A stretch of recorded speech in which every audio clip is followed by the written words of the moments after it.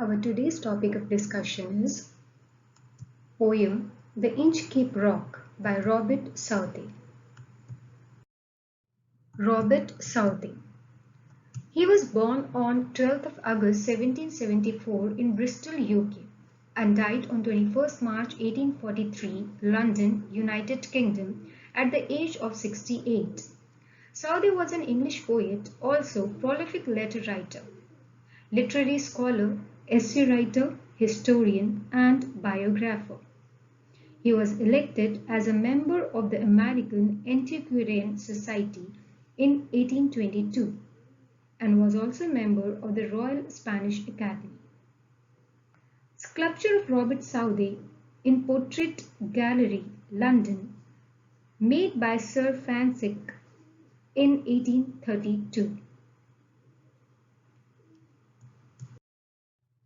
Inchape Rock is a ballad written by Robert Southey, published in 1802. Wrote between 1796 and 1798. It tells a story of 14th century. Here, the inspiration of the poet was the legend of a pirate who removed a bell on Inchape Rock, placed there by the abbot of Arbroath to warn mariners of the reef. This poem consists of 17 quatrains with rhyming scheme AABB. Here we will see first how the bell was placed by the abbot and how it works, and later about pirate known as Sir Ralph the Rover who cut the bell and dropped into the sea. Later he himself heard the devils summoning him to hell by ringing the bell. He had removed the bell and also he himself suffered by doing so. The theme of this poem is bad things happen to those who do bad things. Ballad is a poem narrating a short story in a form of a short stanza.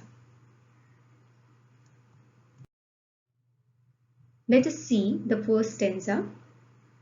No stir in the air, no stir in the sea, the ship was as still as she could be. Her sails from heaven received no motion, her keel was steady in the ocean. The rhyme scheme of this stanza is AABB. Now here, a natural setting was set. Here the poet is showing sea water as calm as restful. There is a ship docked near the coast and it was still and motionless. The air, the ship and the sea all were still. There is no sign or alarm of storm or wind to come. And the keel of ship was steady in the ocean. Let's see the poetic devices. No stir in the air, no stir in the sea. We can see alliteration here. Repetition is also here. In the second line, again alliteration is there. Personification is also there in the second line. We can find the slight movement made by the ship is compared to the complete stillness with the use of the word as. So simile is also present here. The line depicts how the ship was on the sea, almost unmoving. So imagery can also be here. Her sails from heaven received no motion. Here we can find inversion because the order of the words has been rearranged to create a poetic effects. The correct order should be her sails received no motion from heaven. Another poetic device found here is personification. And in the last line we can see again imagery is there because the line depicts how the ship was on the sea, almost unmoving. Let us see the second stanza. Without either sign or sound of the shock, the waves float over the Inchape rock. So little they rose, so little they fell, they did not move the Inchape bell. Here again the rhyme scheme of the stanza is AABB.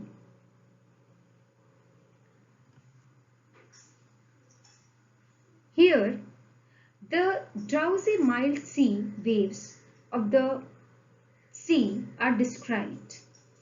The waves were falling without much energy or sound. Those waves were so gently following over Inchape Rock that they did not ring the bell. Without moving or ringing bell, the waves were rising and falling.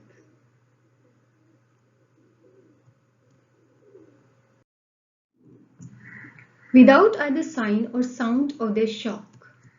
Poetic device, alliteration is there. So little they rose, so little they fell. Here we can see antithesis because opposite words rose and fell have been used. Repetition is also there because the words so little they have been repeated in the line. Now see the third stanza. The abbot of Aberbrothok had placed that bell on the Inchape Rock. On a buoy in the storm it floated and swung, and over the waves its warning rung. Here again the rhyme scheme is AABB. Here the history of the bell is presented. The poet here tells us that the bell was installed by the abbot of Aberbrothok. Abbot was aware of the sensitivity, the risk that ships had while passing through the rocky coast. The intention of the abbot was to warn the sailors about all possible collision. So the abbot chained the bell to a floating bow. So when the waves crashed against the bow, the bell sounded loud warning for the seamen, and this can avoid any possible accident or tragedy. Here in the very first line, the sound of the consonant B has been repeated, so consonance is there. In the next line, the sound of the consonant C has been repeated, so consonance is again there. In the third line, again we find the poetic device consonants because the sound of the consonant N has been repeated in the line. Inversion is also there because the order of words has been rearranged for the poetic effect. The correct order should be, it floated and swung on a bow in the storm. Personification is also here because the Inchape bell has been given the animate quality of floating and swinging. In the last line, we can find alliteration. Again, inversion is there. Also, imagery is there as a poetic device because the line describes the loud warning surrounded by the Inchape bell in a storm. Here comes the fourth stanza. When the rock was hit by the surge swell, the mariners heard the warning bell, and then they knew the perilous rock and blessed the abbot of Aberbrothok. Again here the rhyme scheme of the stanza is AABB. Now here the fact highlighted is that the Inchape rock was not visible from the sea, especially during high waves or bad weather. But the sound of the bell made mariners aware of the presence of that rock. This saved their life, so due to this those seamen thanked and expressed their good wishes to the abbot. They thanked him due to his kindness and compassion. Here comes the poetic device. When the rock was hit by the surge swell, here we can see alliteration. In the next line, we can see consonance is there. And then they knew the perilous rock. Here, alliteration is there. In the very last line, we can find consonance because the sound of the consonant B has been repeated in the line. Here is the fifth stanza. The sun in heaven was shining gay. All things were joyful on that day. The sea birds screamed as they wheeled round, and there was joy in their sound. Now here, the rhyme scheme of this stanza is AABB. The poet goes further and he picturized the day. Here he is giving the details of the day. He picturized that it was sunny and bright day, filled with vigor and delighted. The birds danced and playfully took flight, while these remind about the situation happens before every disaster. It is a plot of coming situation. Here in the very first line, we can find transferred epithet. Also imagery is present there. In the second line, personification is there. In the third line, we can see alliteration, consonants, and again imagery is there. In the last line of this stanza, again the poetic device imagery is there. Let's move to the sixth one. The buoy of the Inchape bell was seen, a darker speck on the ocean green. Sir Ralph the rover walked his deck, and he fixed his eye on the darker speck. Here again, the rhyme scheme of this stanza is AABB. Now here the glimpse of the captain of the anchored ship was picturized by the poet. He tells about Sir Ralph, a sea pirate. The day was clear and water was green, means crystal clear water was there. One can see the buoy, a floating object to mark dangerous places in the sea. And this captain was standing at the deck. He was staring at the buoy, means that Inchape bell. He was staring at a dark spot, an Inchape bell, just in the middle of the canvas of the ocean. Here in the line, a darker speck on the ocean green, we can find inversion as a poetic device. And in the next line, and he fixed his eye on the darker speck. Consonance is there because the sound of the consonant K has been repeated in this line. Let's move to the seventh one. He felt the cheering power of spring. It made him whistle, it made him sing. His heart was mirthful to excess, but the rover's myth was wickedness. Here again, the rhyme scheme of this seventh stanza is AABB. Now, in this stanza, the feelings and emotions of Captain can be seen. The beautiful day added more cheer and zest to the spirit of the captain, and he expressed it through a whistle and a song. Now here, no one knew that a sinful thought is coming in his mind, and he is hiding it behind his happy face. Here in the very first line, we can find consonants. In the next line, we can see the poetic device onomatopoeia, because here the word whistle denotes the sound made while whistling. Repetition is also there.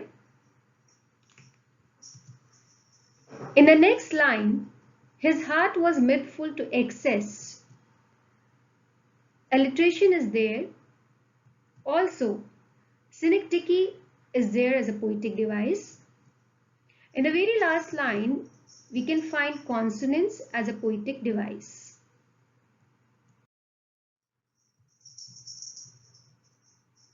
His eyes was on the Inchape float. Quoth he, my men put out the boat, and row me to the Inchape rock, and I will plague the abbot of Aberbrothock. Again here the poetic devices AABB. Now here the captain himself speaks and reveals his desire. He told his devilish thought that he wanted to destroy the bell, and he ordered his men to lower a boat and hopped on it to get close to the buoy, and the bell mounted on the top of Inchape rock. He wanted to obliterate the good work and name of abbot. In the first line of this stanza, we can find alliteration. Consonance is also there because here the consonant of the sound T has been repeated. Inversion is also there because the order of the words has been arranged to create a poetic effect. The correct order should be, he quoth my men put out the boat and row me to the Inchape rock. Here again we find the poetic device consonants. And I will plague the abbot of Aberbrithok. Here again the poetic device consonance is present.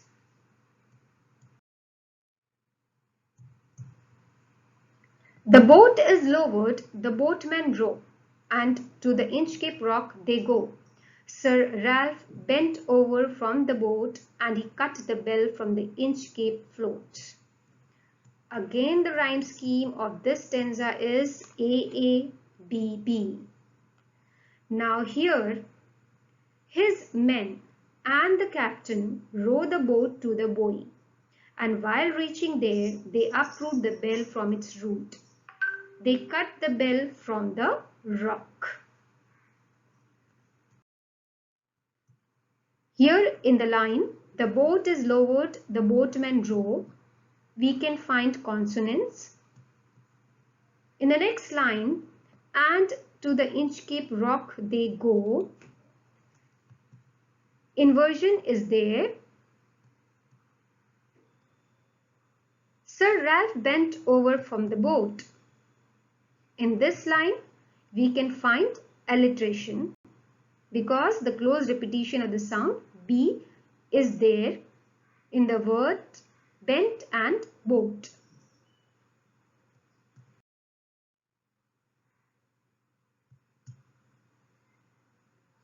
Here comes the 10th stanza of the poem. Down sunk the bell with a gurgling sound. The bubbles rose and burst around. Quoth Sir Ralph, the next who come to the rock, won't bless the abbot of Aberbrithok.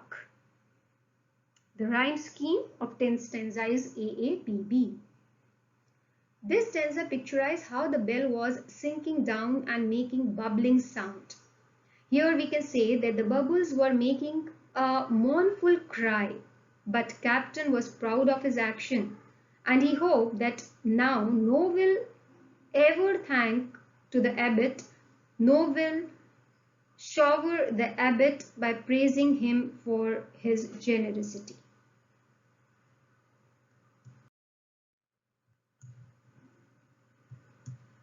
Here in the very first line, down sunk the bell with a gurgling sound, we can find inversion. Onomatopoeia is also present there. In the next line, alliteration is present as a poetic device.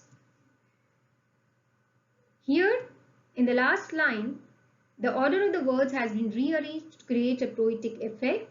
So, inversion is there. Let's move to the 11th stanza of the poem. Sir Ralph the rover sailed away. He scoured the seas for many a day, and now grown rich with plunder's store, he steers his course for Scotland's shore. Here again the rhyme scheme is AABB. Now,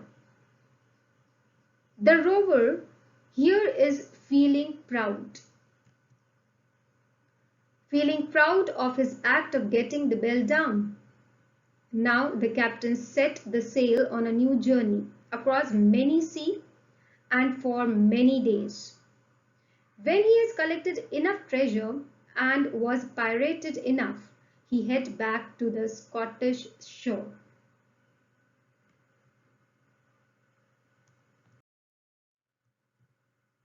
Here in the very first line, we can find alliteration.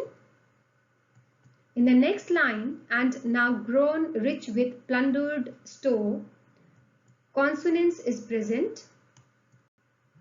In the next line, alliteration is there as a poetic device. So thick a haze or the spread the sky, they cannot see the sun on high. The wind hath blow a gale all day, at evening it hath died away. Now the rhyme scheme of this stanza is AABB. Now here the gloomy atmosphere of the day is presented. The poet tells us about that the rover is sailing to Scotland and the sun is hidden behind. The thick fog, strong winds were blowing whole day, and in the evening the wind stopped blowing.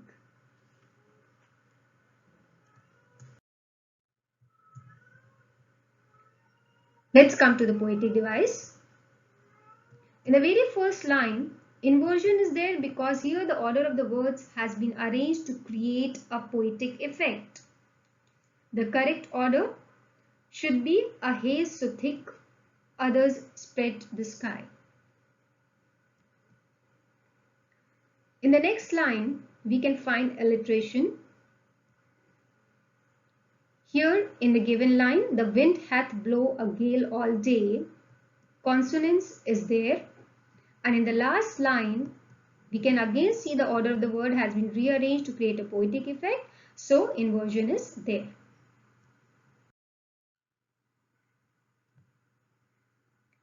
On the deck, the rover takes his stand. So dark it is, they see no land. Quoth Sir Ralph, it will be lighter soon, for there is the dawn of the rising moon. Now, in this 13th stanza, the rhyme scheme is AABB. The fog has made it impossible to sight the land from a distance. The crew of the sea is anxious and panicked, but the rover assured them that there would be light once the moon arrives, and the night will be gentle and clear.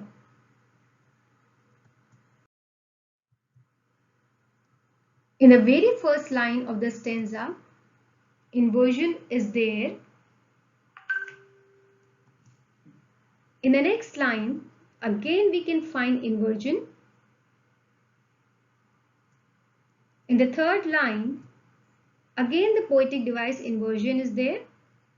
And in the fourth line, we can see paradox as a poetic device because here, for there is the dawn of the rising moon. Metaphor is also present here in the last line. The rhyme scheme of this 14th stanza is AABB. Canst hear, said one, the breakers roar, for methinks we should be near the shore. Now where we are I cannot tell, but I wish I could hear the Inchape bell.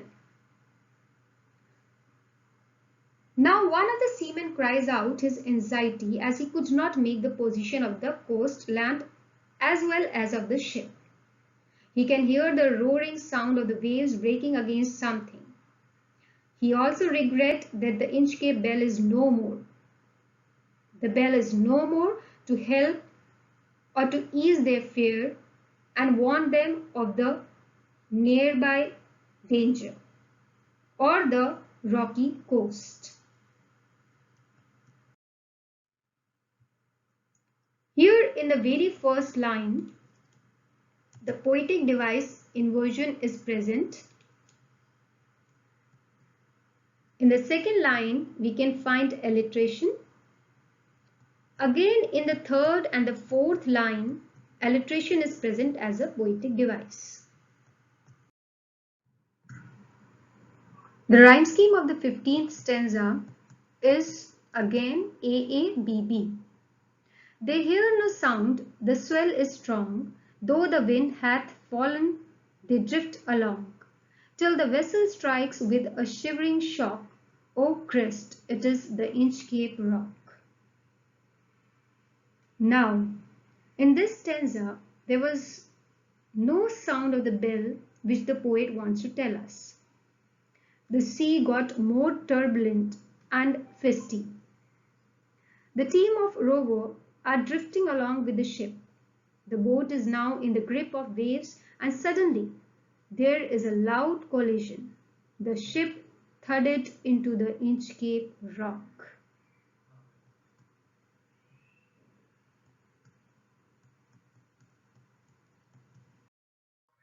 Let's move to the poetic device.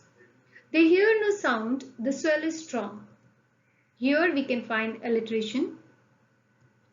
In the next line, again alliteration is present there. And in the third line, again we find alliteration as a poetic device.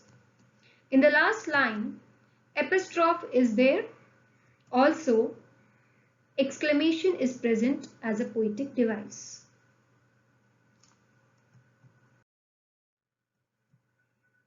The rhyme scheme of the 16th stanza is AABB. Sir Ralph the rover tore his hair. He crushed himself in his despair. The waves rush in every side. The ship is sinking beneath the tide. Now here, the rover fell into a pit of his own making. The Inchape rock had turned into his tombstone. He was aghast at his own horrible mistake. He was filled with horror and fear. He cursed himself for his evil deeds. Meanwhile, the water fills in every corner of the ship and it starts sinking in the sea. The poetic device present here in the very first line is alliteration. In the next line, again we can see alliteration is present there. In the third line, consonance is there, and in the fourth line, again the consonance is there as a poetic device. Here comes the last stanza of the poem, and the rhyme scheme of this 17th stanza is AABB. But even in his dying fear, one dreadful sound could the rover hear, a sound as if with the Inchape bell the devil below was ringing his knell. Now, here the rover breathed his last. He finally heard a bell rang in the distance. He was seized with horror. The sound was of the abbot bell at the belly of sea, at the deep inside of the sea. The devil at the bottom had the bell in his hand and was ringing the death alarm. It was deadly music of revenge. The rover gets punishment for his sinful work.